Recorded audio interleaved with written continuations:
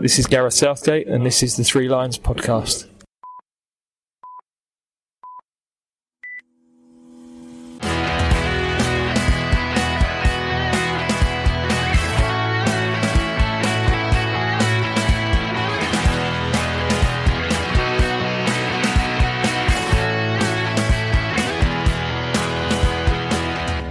Hello and welcome to the Three Lions podcast. My name is Russell Osborne and this is an independent England football supporters podcast. How are you? Hope you're good.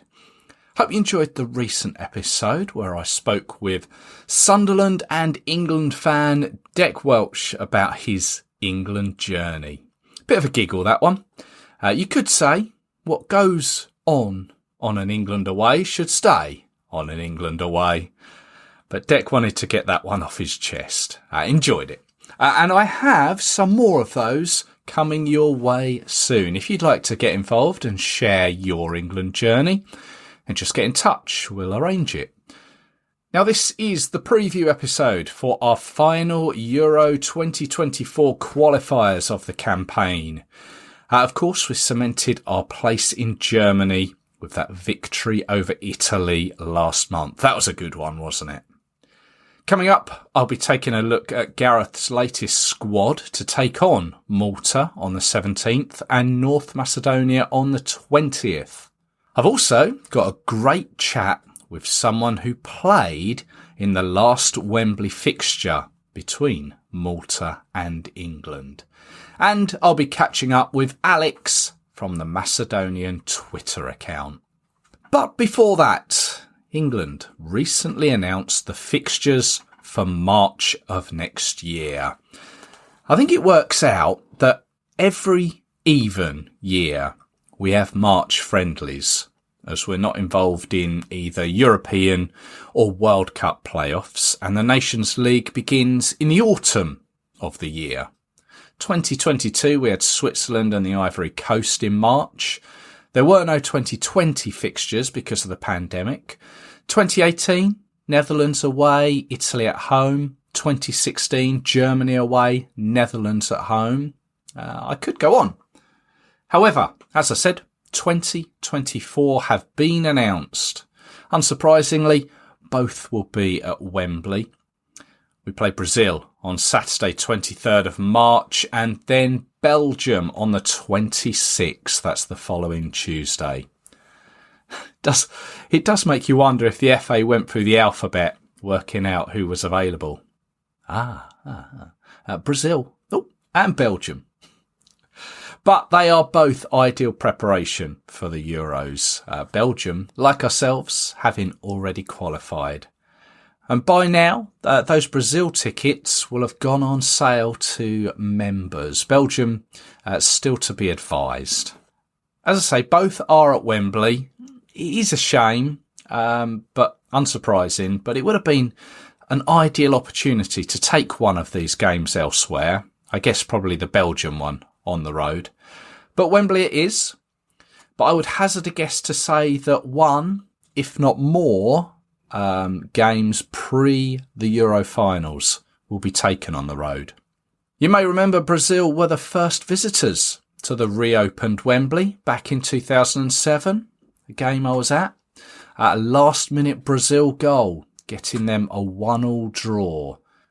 Do you remember who scored the goal for England that day? The first senior England goal? John Terry. But since then, Brazil have visited on two more occasions, 2013 when we won 2-1 and then in 2017 for a 0-0 draw. Then there's Belgium, a nation we've met on a few occasions of late, twice in 2018 at the Russia World Cup and then twice in the Nations League. Although I'll let you off if you'd forgotten those, as they were both behind closed doors and we lost one of them. There were quite a few rumours that Argentina would be one of the opponents in this window, but sadly that hasn't materialised. Makes you wonder if Lionel Messi will ever face England. Will he? Or will his career come to an end? Who knows? Anyway, nearer the time, I'll have a preview for both of them. But back to these upcoming games. Thursday, the 9th of November, Gareth once again announced his squad for the two upcoming games against Malta and North Macedonia. In fact, this squad, he's only got one more squad left to announce before he announces his squad for the Euros. Of course, he'll announce a squad for those games against Brazil and Belgium. And then it will be squad announcement time. So now is sort of the time that players are thinking, I want to be impressing Gareth. So anyway, this time it was a 25-man squad as opposed to a 26-man squad that he picked for October's matches against Australia and Italy. The differences being John Stones, who is out injured, and Callum Wilson comes in for Arsenal's Eddie Nketiah, who is injured. But I will just run through it before I touch on the other injury worries. So 3 goalkeepers, Sam Johnston, Jordan Pickford and Aaron Ramsdale. Defenders, Levi Colwill, Lewis Dunk, Mark Gay, Harry Maguire, Fikayo Tomori, Kieran Trippier, Kyle Walker. Midfield, Trent Alexander-Arnold, Jude Bellingham, Conor Gallagher, Jordan Henderson, Calvin Phillips and Declan Rice. And then up front, Jared Bowen, Phil Foden, Jack Grealish, Harry Kane, James Maddison, Marcus Rashford, Bukayo Saka, Ollie Watkins and Callum Wilson. It is a squad with 741 caps, 120 goals, with an average age of 25.7. As a squad selected from 4 from Manchester City, 3 from Arsenal, 2 from Crystal Palace, Chelsea, Manchester United and Newcastle, and 1 from Everton, Brighton, AC Milan, Liverpool, Real Madrid, Al Ettifaq, West Ham, Bayern Munich, Tottenham Hotspur and Aston Villa. Before we mention any sort of players that aren't in the squad, I just want to give a special mention to Harry Kane. I'm sure you know all about him, obviously, over in Germany. And you saw his goal from the halfway line the other week. Wow. Bavarian life seems to be suiting him right down to the ground. I bet he wished he'd gone sooner. I have to admit, back when all the rumours were going about, I think I said I didn't think he would go to another European country. But here is me eating my words here. As of this weekend just gone, he'd scored 17 goals. He has set a record in the Bundesliga for the most goals scored after 11 games. That well-known milestone. Apparently it was previously held by Robert Lewandowski back in 2019. But it is the exact form we need Harry Kane to be in. Let's also mention Jude Bellingham. In his first Clasico, scores both of the goals to win the game between Barca and Real Madrid. Seriously, does nothing faze him? Now, the squad that Gareth announced, he announced it on the Thursday. On the Friday, Tottenham's James Maddison pulled out. Now, he came off in that topsy-turvy game against Chelsea. It makes it, well, to me, it kind of makes it all a bit of a mockery. Surely consult him prior to the announcement. He had a couple of days, Gareth, to speak with James Maddison, or indeed the Tottenham medical staff. I don't understand why they would announce a squad with a particular player and then sort of the withdrawal before the weekend's fixtures have even taken place. It's just my 2 pennies worth on that one, really. Callum Wilson sustained a hamstring injury in Newcastle's game away at Dortmund in the Champions League. Bukayo Saka, also in the Champions League, picked up a knock against Sevilla, but did play at the weekend. Jude Bellingham, he sustained a shoulder injury recently for Real Madrid. And by all accounts, Reece James asked to be left out of the squad after he's sort of recovering from a hamstring injury. He came in as a sub, I think, recently for Chelsea. But I've got a bit of time for players standing up for themselves like that. I think we all know his capabilities, and we will certainly need a right back come next year. I don't think Reece James has ousted himself, as it were. I think he's just being sensible. But still no Raheem Sterling as of squad announcement day. Gareth said that the door is still open for him, and there is no animosity between them. There's no Mason Mount. Also no Ben White from Arsenal, despite Gareth saying there is nothing in the episode from the World Cup where Ben White went home early that is preventing him from being called up. But yeah, recording this little bit before the weekend fixtures have been played, so we'll see if there are any more withdrawals. So Monday morning came around following the weekend's fixtures, and it wasn't just changes in Rishi Sunak's cabinet that was making the news. Changes in the England squad too. Callum Wilson and Lewis Dunk joined James Maddison in withdrawing, and in their place came Ezri Konsa, Cole Palmer and Rico Lewis. Let's just take a quick look at those guys. Konsa, 26 years old, and some have said he should have been in the squad well before now. Centre-back for Aston Villa, 7 caps for the under-21s. Cole Palmer, he's someone I spoke about a while back when I recorded an episode with Gary from Channel England Football. That one was about the summer transfers of the time. He made a surprising deadline day deal to move from Manchester City to Chelsea. I think it was circa 40 million. Wonderful prospect. Still only 21 and has come through the age ranks. Scored a penalty to equalise in the last minute against Manchester City in that 4-4 game. Now he's actually eligible to play for St Kitts and Nevis through his father. So it's good that Gareth has swooped in there first. And Rico Lewis, bit of a versatile player for Manchester City and one who has been favoured by Pep Guardiola of late. Just 18 years old and another one who has come through the England age groups. Whether we'll see any of them take to the field in these next 2 games remains to be seen. But just being involved is a good thing for the future of the England team.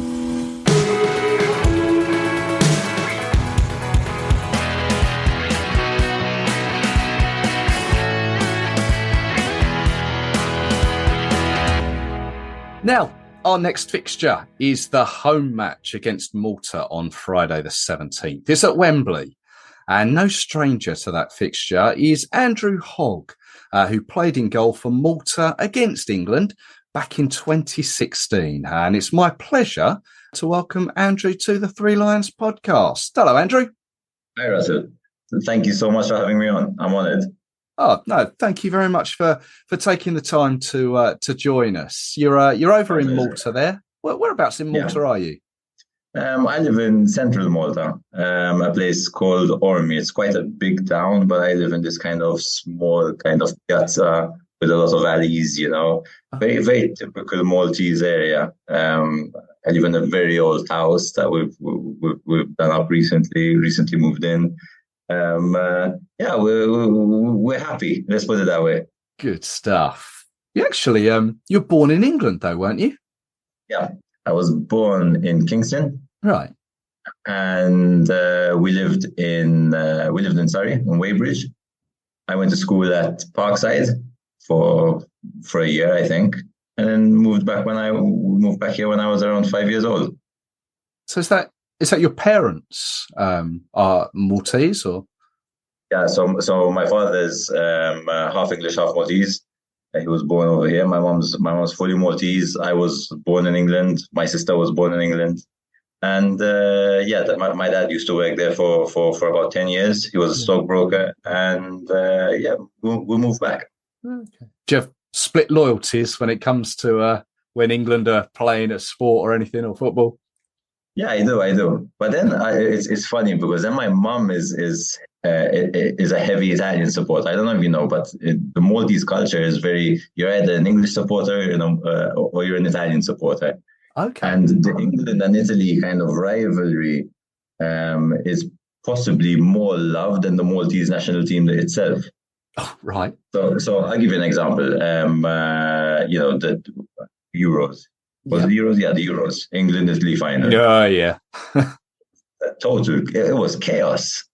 Really? It was chaos. Yes, absolutely. So very interesting. And my mom's an Italian supporter. She's got an Italian background as well, so it's quite funny. It's quite a funny family dynamic. Yeah. Oh, interesting. Well, you were the Maltese goalkeeper. I read 67 caps for Malta. Is that right? Yeah, something like that, yes. Wow. How did you get to become Malta goalkeeper? Talk us through your journey to being part of the national team. No, look, I mean, I was always football obsessed. As I mentioned in Malta, when back in the 90s, early 2000s, football was all we spoke about. I remember the Panini stickers was our kind of substitution for PlayStation, basically. And, my idols growing up were Italian Serie A goalkeepers like, Sebastiano Rossi, Pagliuca, Peruzzi, all these great Italian goalkeepers. I remember a friend of mine had a pair of goalkeeper gloves of Zenga. They were Ulsport, they were black, they had yellow cobwebs on them. I remember them today, and it's a core memory of mine. And that was that's what triggered my love for goalkeeping. And basically, ever since I was young, and when people used to ask me, what do you want to do in life, and for me, it was going to be a professional football player. And and somehow through a lot of resilience and determination, I made that happen. Obviously, I'm conscious that the levels that I played on the Premiership or the Serie A, I mean, the highest level that I played was the Greek Super League, which I'm very proud of, because I mean it's quite a decent level league over there. So yeah, I look back at my career with a feeling of I could have played at higher levels, but also with gratitude that I made it to this, to the level that I did. Nice way to look at it. Yeah, I get that. So did you play against the likes of Olympiakos and it was the other one? Yes. Panathinaikos, I think, isn't it? Panathinaikos, PAOK, yeah. Ofi. I remember. Do you remember? So I'm sure you've seen the meme of Gattuso when he goes, "Sometimes maybe good, sometimes maybe shit." Yeah. That was the time when I was there as well, and I remember we played in that stadium, and the Ofi Stadium. It's like a hot box. When you walk into the stadium, when the coach stops outside the stadium and you walk through, there's graffiti all over the entrance saying "Welcome to Hell." There's a Grim Reaper actually. Really? Graffiti of the Grim Reaper, "Welcome to Hell," and trust me, it is hell. But it's a hell that you go in and you say, "Come on, let's see what can happen here. Let's have some fun here." And I played some great games in that stadium. I was always excited. And then Gattuso came, obviously, and honestly, good times, good memories. Absolutely. Well, I mean, good memories in a league capacity, but nationally, I'm sure you've got many great memories. But the one that obviously I got in touch with you to have a chat about is the 2016 fixture at Wembley, Malta against England. You played a blinder, didn't you? Yeah. I mean, looking back, yes, it was great. And, it's a funny one for me because I remember that when I left Greece in 2016, okay, in the February. And the fixtures came out that we were going to play in against England in Wembley around March, I believe, end of February, March. And in that moment, I spent some time without a club. Basically, there were issues in Greece, and the whole, you're writing to FIFA to get your release because you haven't been paid, and etc. Anyway, so I spent about a good 4 months without a club, and the fixtures came out, and I saw this game happening, and I used to play this game over and over and over in my head. And I had told, I was telling myself, listen, you're going to go and play in Wembley. But you're not just going to play in Wembley. You're going to leave Wembley as someone. Now, okay, saying that is a bit grandiose, maybe. But you're going to leave Wembley on a high. You're going to leave Wembley as the best player on that pitch, and I truly believed it. And I think that possibly triggered one of the starts to something that I do today. Today, I have a full-time job doing something that is not football related, but also I work as a sports psychologist. Okay. I work as a mental coach with athletes, with teams, and it's just kind of triggered a love of psychology, Believing in yourself. Yeah, it's. I believe in the law of attraction, and if you see it, you truly want it, you work hard towards it, and you just give off that positive energy, that good vibration every single day. And I truly believe that what you give out, you get back in life. Yeah, gotcha. I mean, looking back on that game, there's players that were in the England team that are still there to this day. Kyle Walker, John Stones, Jordan Henderson, Marcus Rashford. They didn't faze you then. Like when you're walking out of the tunnel, you didn't think, wow, these are Premiership stars. You've got that mentality of, I'm not letting you in. No, I mean, for me, I mean, I was very aware that playing with the Maltese national team, you're an underdog, So my mentality was always a mentality of, look, I'm looking forward to these games, but I want to go down and see how good I am against these guys.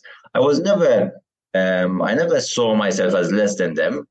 For me, every game, every match at that level was, okay, let's see what I can do. So it was always an exciting situation more than a fearful one, Yeah.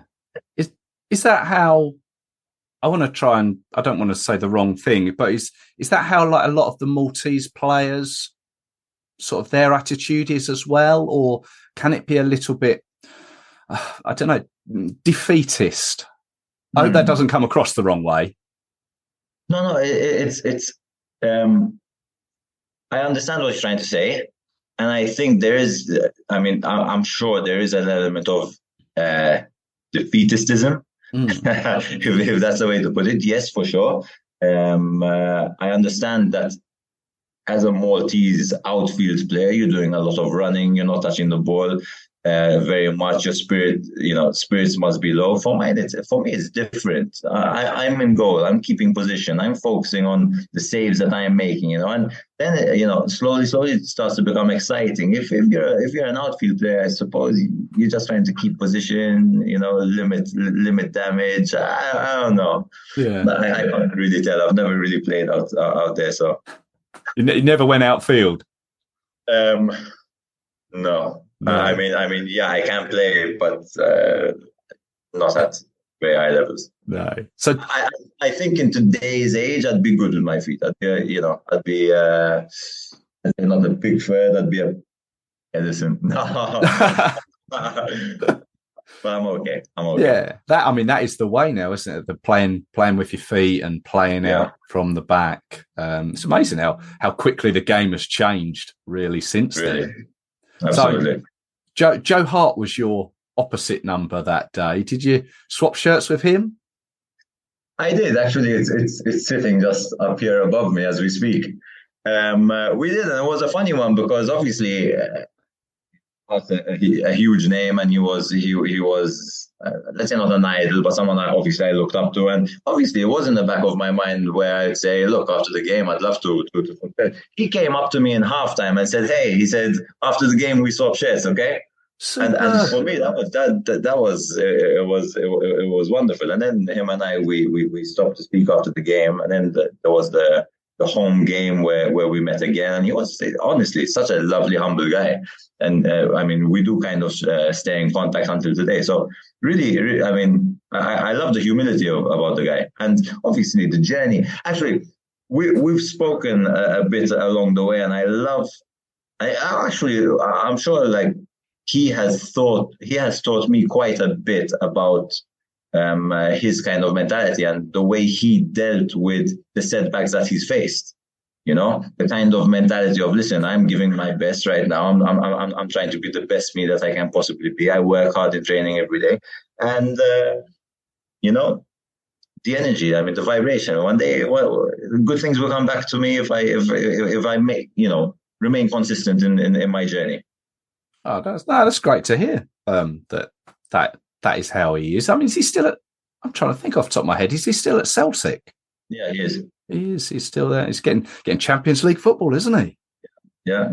Yeah. I have to be honest. I don't watch football that much anymore. Really? I don't know. I needed to, when I retired, I needed that kind of mental break. I needed to cut off and kind of experience some other things. So if I have to tell you after a day out of, I mean, at work or whatever I'm doing, do I come home and watch a Champions League match? No, probably not. I mean, last season, the only full match I watched from beginning to end was the Champions League final. Okay. And really simply because I liked the both keepers and I wanted to see how they function.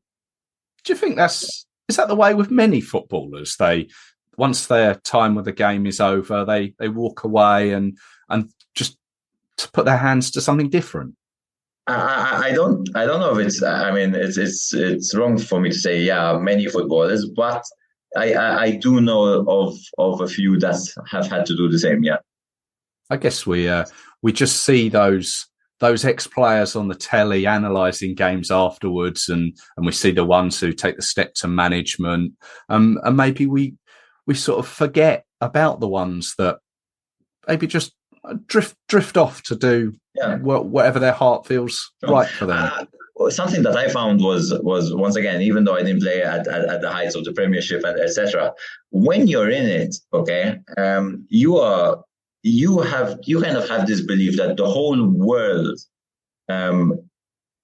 is centered around the game and the league that you're playing, and your focus is so focused on you know, this small space of what you're doing. I used to be around my partner and my kids, and she used to tell me, my partner used to tell me, like, you're here, but you're not present with us. Right. So my mind was always either in the past or in the present, you know, the past game or what's coming ahead. And looking back, I was a super intense kind of player. I mean, I wanted, you know, I was an honestly fierce competitor. But looking back, today I live a much better and more kind of well-rounded life. That's interesting to hear from your perspective. Yeah. I sometimes I wonder how mentally healthy I was back then. Oh, interesting. Yeah. Just going on to the upcoming game.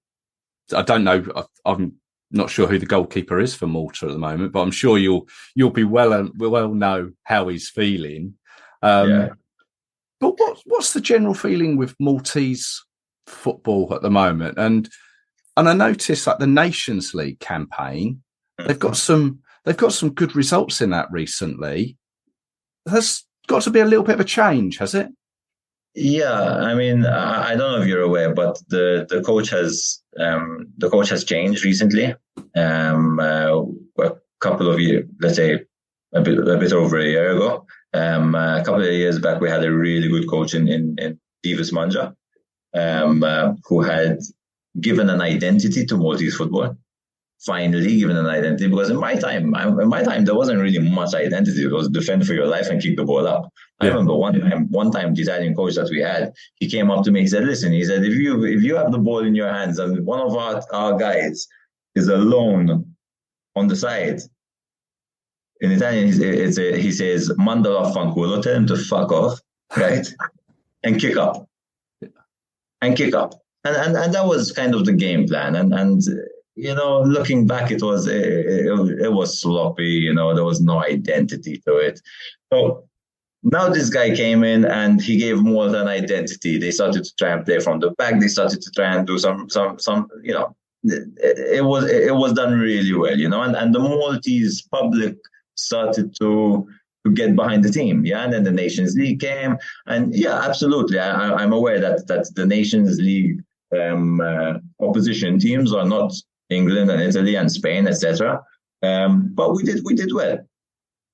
Now there's been a change in coach, and I feel that the energy around the team is not the same as it used to be. Right.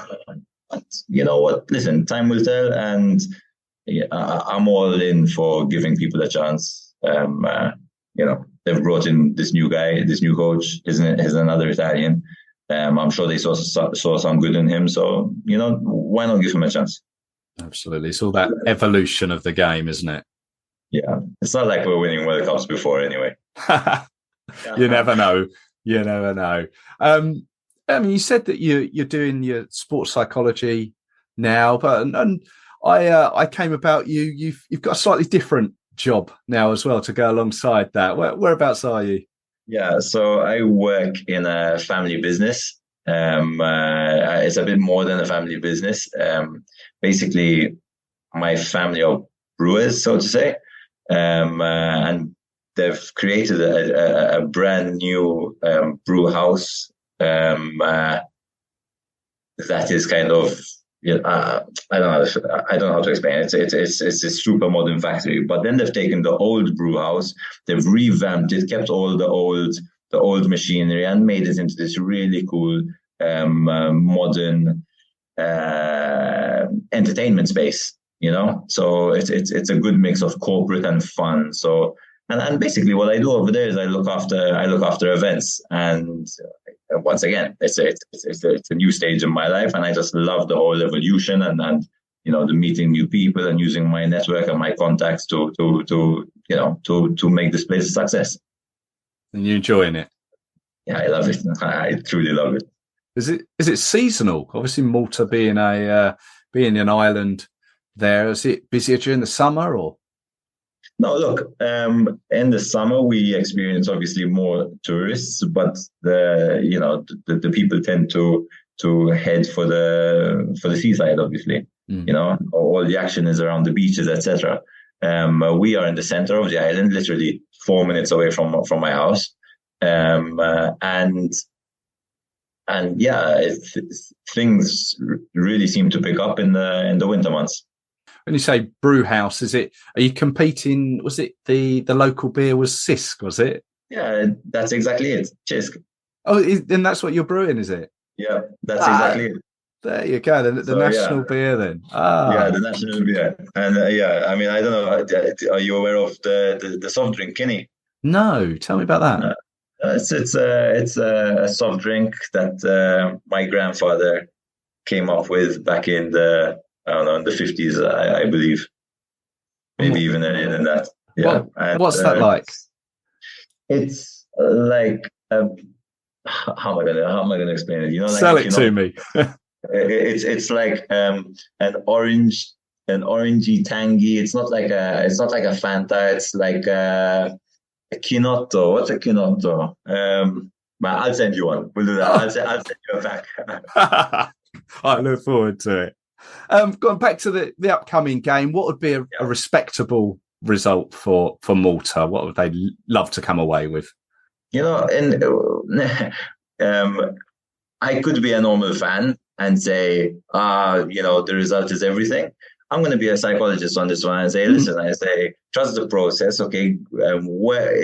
I see it as in every individual needs to look at their process and see how they are going to perform to their maximum, right? And I think if everyone is trying to find success in their own ways before they find success in the result, kind of thing, right? Yeah. Then basically, if in simpler words, if the performance right, is a good one, then, I think it's respectable. I think they ought to get you on a team talk just before the game on a Zoom. Get you in the changing room.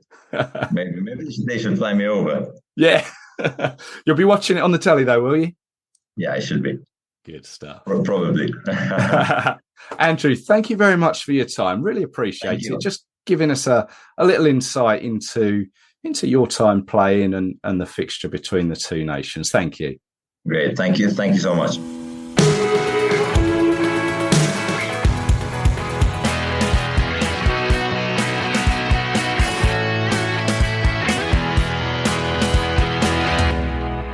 Thank you to Andrew there. Andrew Hogg, former Maltese goalkeeper who played at Wembley in that 2016 fixture. Go and have a look on YouTube at the highlights from the game and you will just see how much of a game he had. Now, before I bring in Alex from the Twitter account at @MacedonianFoot_, I'd like to talk a little about North Macedonia, as this will be our third trip to the country since it became independent in the Balkans back in September 1991. We met them in 2003 away in a Euro qualifier, winning 2-1 thanks to goals from Wayne Rooney and a David Beckham penalty. And 3 years later, in 2006, this was just after the World Cup, we met them for a Euro 2008 qualifier. Peter Crouch with the only goal of the game there. But I want to take you back to that first away game in 2003. This was where the FA declined an allocation of tickets for the fixture because of previous crowd trouble and the fear of it happening again and derailing the efforts to be at the Portugal finals.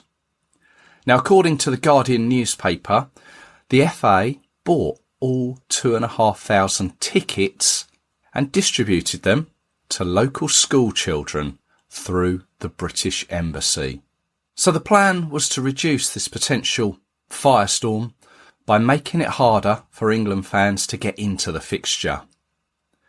Paul Barber, the FA's Director of Marketing and Communications at the time, said, "Anyone that does travel does risk having a banning order in the future. They will also be putting into danger our possibility of competing in Euro 2004. Match day, and the Macedonian authorities employ 1,800 police and security guards around the stadium to stop any potential trouble, check tickets and the like." However, well before the FA had announced this ticket ban, many England fans had arranged their travel to the country, and rightly so. And in doing so, they defied Paul Barber's advice. They found themselves in Skopje buying tickets from the black market. At the time, the stadium only held 18,000. These days, it's just over double that, the stadium being expanded somewhat. But back then, tickets were about £10 locally. Interestingly, this time around, for England fans, they're actually priced at £9.50. But back then, they were changing hands on the black market for around €100, £70 back then. Reading a BBC report the day after the game, on the 7th of September, it says, "England's clash with Macedonia has passed off without English fans being involved in any major violence or incidents. More than 500 fans are thought to have travelled to the game and bought tickets on the black market, despite pleas by the FA. They were controversially applauded by the players at the end of the match." To which David Beckham said, "You've got to acknowledge them because they've come a long way and spent a lot of money, even though they were warned not to come." Now, there was a moment within the stadium where an area of Macedonian support was seen burning a St George's cross during the national anthems. Fortunately, this didn't encourage any issue with the England fans who were there. But this is John Motson's reaction to that moment, with the game being shown live on the BBC. Not so sure about that. There is a great supporters written book that I've mentioned before. It's called England Till I Die, and it's edited by David Lane. You can pick it up, it's really cheap online. There is a written account by Steve Ramage of the game, who got his and his friends' tickets through a journalist going via Thessaloniki in Greece and onwards by coach, which by coincidence is the same way I plan on going for this upcoming game. Although I'm hoping to actually see the game, unlike Steve and his friends. Seriously, check the book out and read the whole story for yourself. There is a little moment about the possibility of taking a tractor. Once again, here is John Motson describing the ticket situation. Just going back to the ticket situation, 500 England fans estimated here have bought tickets on the black market for anything up to £100. Locally, the tickets were sold to Macedonians for £8 to £12, and because so many got onto the black market, there are some empty seats in the ground, which would normally hold 18,000. Frank de Bleckere of Belgium is tonight's referee. One person who did get into the ground was Brighton fan Mark Raven. I've spoken to Mark before on the podcast, and he's given me permission to read out some of his blog from the time. And he too went via Thessaloniki from Gatwick with 30 or so other England fans. He caught the train to Skopje, and on crossing the border was met by passport control. They simply asked, "Are you going to the football?" They then stamped his passport and moved along. And when they got to Skopje, he was met by many Macedonians wanting to sell him their tickets. Fortunately, though, for Mark, he'd sourced his elsewhere beforehand. And despite the warnings of not going to the game, Mark found himself able to get into the ground with no issues. Lots of small groups of English funneling in with the locals. And whilst I think he was in the main stand, he mentions that he saw a large group of England fans were taken to a section behind the goal, where they managed to hang their St George's crosses. Inside, he had the opportunity to take plenty of photos. He tells a great story of when the national anthems were being sung by a couple of local singers, a grand piano was wheeled across the running track to accompany them. And he has the photo evidence of it. The only sour note being the racial abuse aimed at Sol Campbell and Emil Heskey. You can find Mark's blog at englandbrighton.blogspot.com.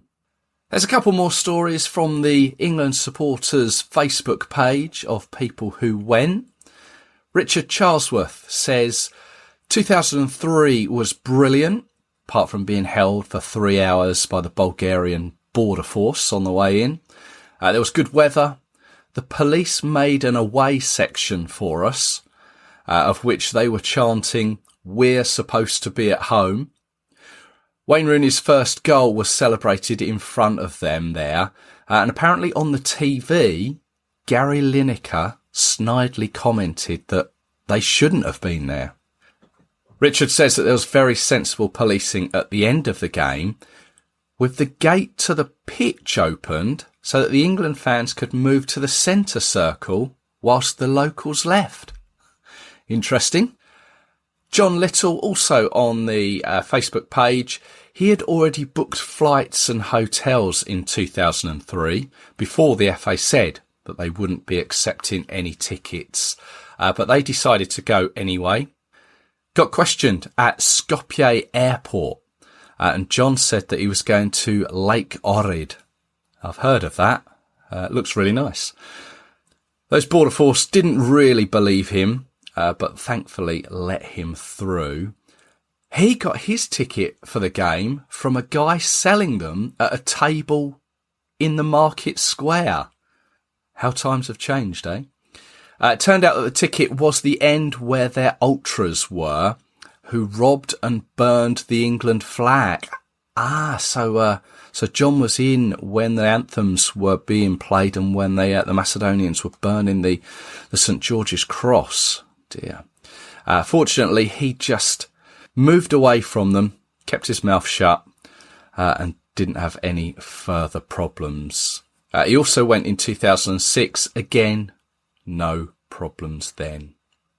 Let's say 2006 was the next time we visited. Things had moved on a little then. We were given an allocation of tickets. It still, though, took some effort to get to not only the ground, but also the country. But once again, the result was in our favour. Although that was one of very few highlights in that qualification campaign.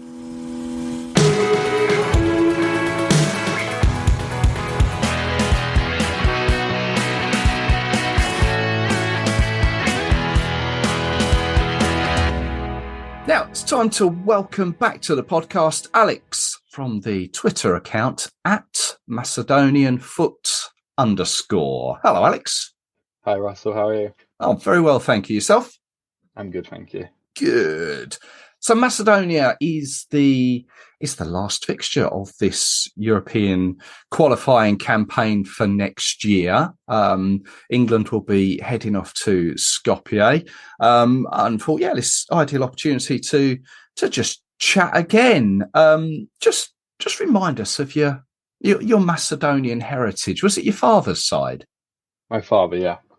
He's Macedonian. From a town outside of Skopje, probably about 30 minutes drive from Skopje. Oh, okay. So has he been over here long? I think it's 30 years now, so okay. He's probably more English than Macedonian if you look at it that way. Gotcha. But he's still very much Macedonian in his thoughts and feelings, is he? Yeah, he's adapted some sort of English traits, but he's still sort of Macedonian at heart, if you know what I mean. Yeah. And have you picked up on any of those yourself? I'll probably say like the stubbornness and things like that, yeah.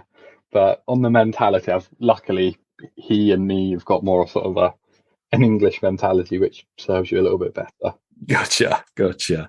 Well, on the pitch, the last time we met was back in June time up at Old Trafford, wasn't it? Was it a game you went to? No, I didn't in the end, which is quite fortunate, really. I would have liked to have gone just the experience of seeing them play at Old Trafford, but it's a game to forget, I think. Yeah, I seem to remember that for the away tickets, you were saying that the Macedonian FA were sort of messing around and taking their time in issuing tickets. Was that right? Yeah, I think they left it sort of right to the wire a week or two before, like they've done previously when we played away in Italy, I think. Right. For the semi-finals of the World Cup. They only released them, 1.5 weeks before the game, which is pretty ridiculous considering you've got to book the flights and everything. So they do tend to leave it to the last minute.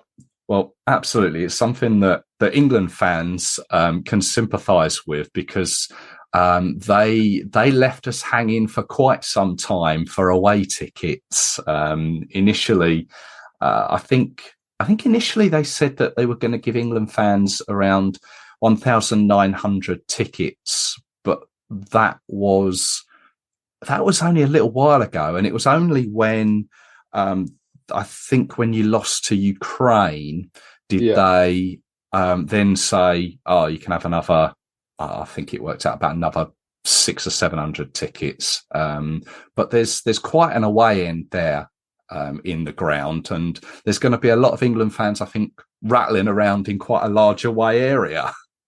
Yeah, well, I'll be honest, I had not seen that away side fully full since 2017, when it wasn't even Macedonia. It was Man United, Real Madrid in the Super Cup final. Oh, yeah. That sort of says how bad the attendance is, and a lot of away fans wise, sort of countries you play, and they do travel, but not as much as sort of the England fans are known for. So it'll probably be the first time that section is pretty much full. Mm.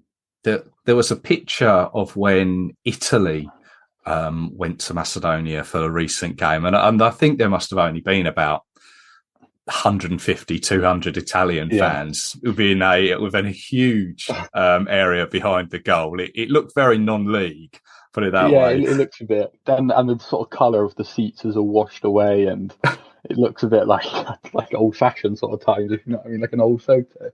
Yeah, an old sofa. Yeah. So I mean, the game in at Old Trafford, 7-0 to England. Was that where it all began to go wrong for Macedonia? Because you were doing quite well and were almost giving Ukraine and Italy a run for their money for qualification. Would that be a sort of safe thing to say? I would probably disagree with you, but sort of from your side and anyone outside of Macedonia, I think that might be a fair point. But sort of within Macedonia, within the fans and sort of following it, it felt like sort of a result like that was coming, sort of thing. We've kind of last couple of years we've disappointed in the Nations League in a group that we should have won really, and we should have gave a better account for ourselves. And the coach, a lot of people aren't a fan of, and the performances just haven't been good at all, sort of thing. And since the England game, actually, the performances against Ukraine, Italy, Malta, and a friendly against Armenia, they picked up massively, and we probably have been playing the best football we have under Milevski since the England game. Okay. So from the outside point of view, it might look like we were doing well, but from an inside point of view, it was the worst we've been for 7 years. And now it seems to have picked up a little bit, but people still aren't a fan of the coach. And I think last week it got announced that he's likely getting a 2-year contract. And under my tweet, 100% of the responses were all negative. I don't think anyone is happy to see him stay for a further 2 years. But I know a lot of the players and the sort of people close to the team, you know, agents, stuff like that, actually really like the coach and think he's really good. So it's actually a bit of a sort of divide between the fans and the players. But I try not to voice my opinion on the coach because I'll be in the minority, because I actually kind of wanted to stay after the last couple of international breaks. Well, that's the thing. If you're picking up a couple of good performances and a couple of good results, then you can almost see it's almost like a turning point, maybe. Yeah, I think the problem is sort of the trust. We've been here before a couple of times when we beat Italy, then we lost to Portugal, which is not anything we sort of hold against him. But we were kind of expecting to kick off from there, and then obviously the Nations League followed, and we were absolutely terrible. So I think people probably don't sort of have the trust. We're struggling to sort of score goals when, like against the Ukraine, we had a really strong performance. They started well for the first 25 minutes, and then they scored a deflected goal. We piled the pressure on. We had 4 or 5 really good chances. We just didn't score. Ukraine defended well, had a few chances in the second half, and then they just won it in the 90th minute 2-0. And it just felt like on a different day, maybe we can get a result. But that we've been saying that quite a lot, if you know what I mean. So it's like maybe we just aren't good in that sense. Do you think that Italy game, the famous one we beat them, has that kind of put a sort of a twisted narrative on Macedonia? Or do people think, like from the outside, maybe myself, that they're beating Italy, they're a better team than maybe you actually are? Obviously, you got to the Euros as well, didn't you? Yeah. Again, I would say it's more from the outside. We get the sort of from obviously you, like you're appreciating how our performance is and our results, and I would say that's fair. But from the inside, again, I feel like maybe we expect too much, just because of the last 3 or 4 years we've had. Obviously, going to the Euros, we beat Germany in Germany, we beat Italy, got against Portugal.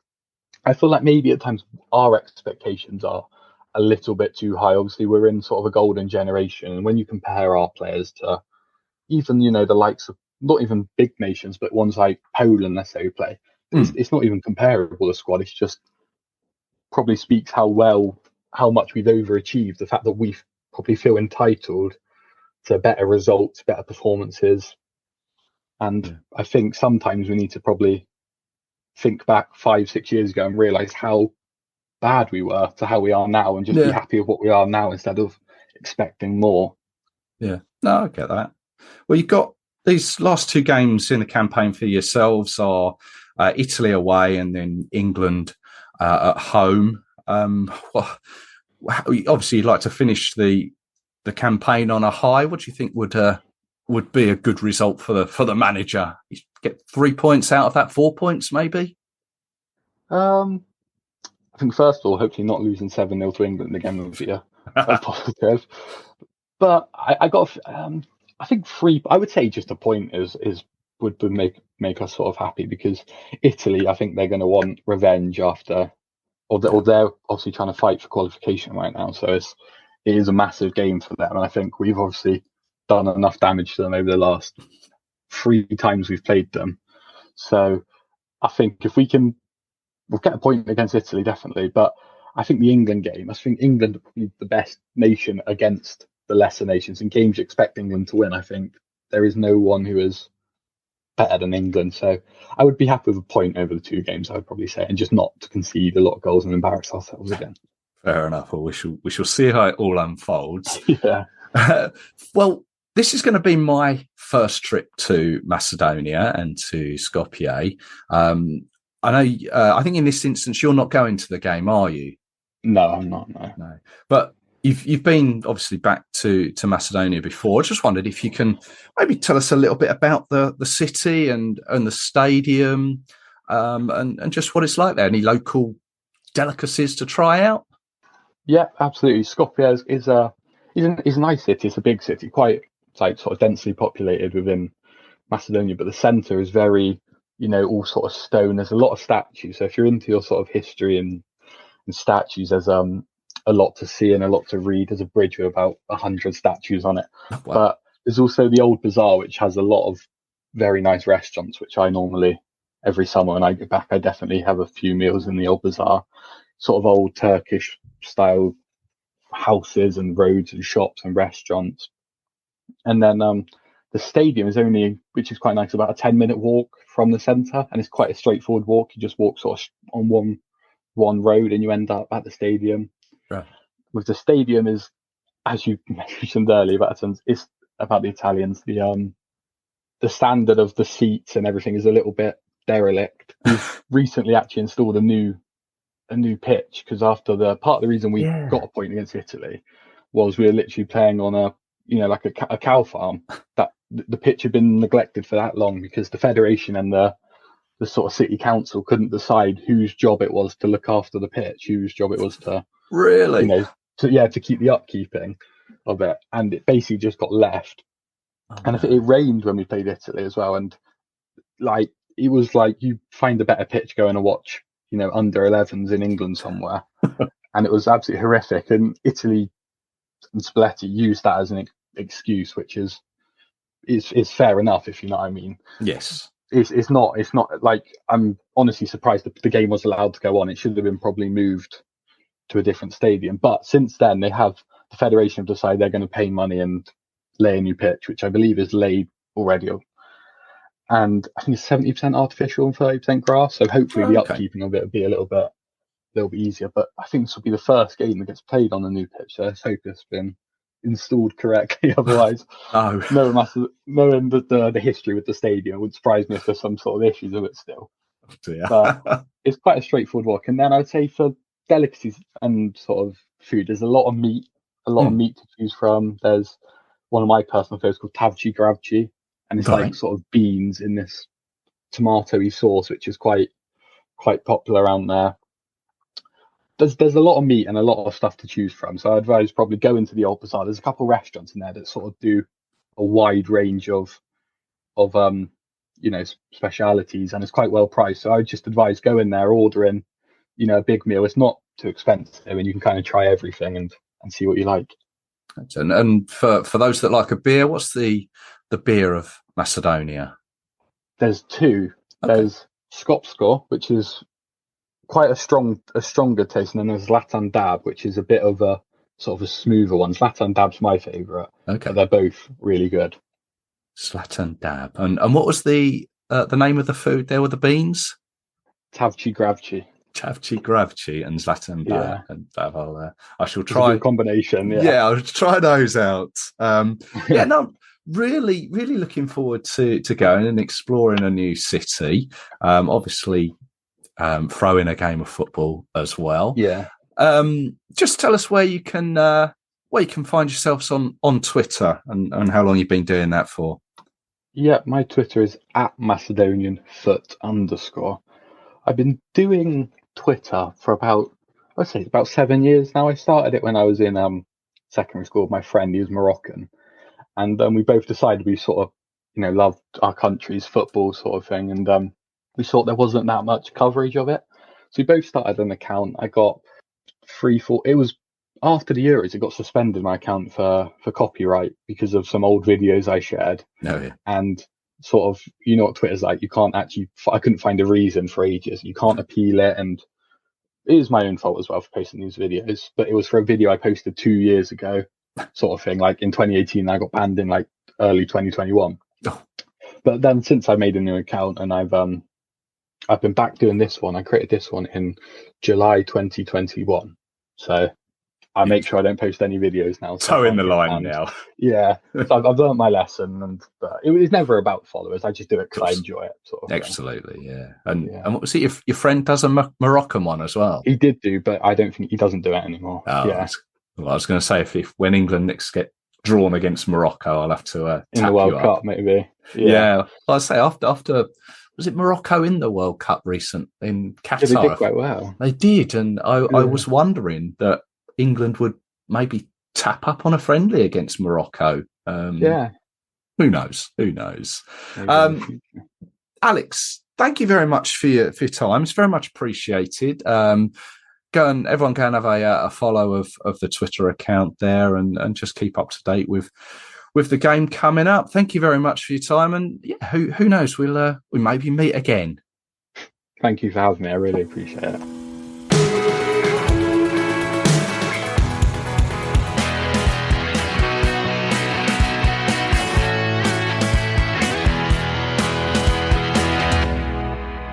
There we go. Thank you to Alex there for the guide to Macedonia and a little wander around Skopje. Getting quite excited now. Thank you also to Andrew Hogg for his time. Really grateful for that and really interesting. I hope you enjoyed it. Now, I'll be back with you very soon to review these games. I've also got a couple more of your England journeys in the pipeline. And I've also been to Canning Town in London for a future episode. This is quite important. It's a story that really needs to be heard. And I'm hoping you can hear it here on the Three Lions podcast. Stay subscribed and you won't miss it. If you are heading to Wembley for the Malta game, or indeed Macedonia, safe travels. Perhaps I'll see you there. If you're watching from the comfort of your own home, enjoy it as well. So until the next time, take care of yourselves. Cheers.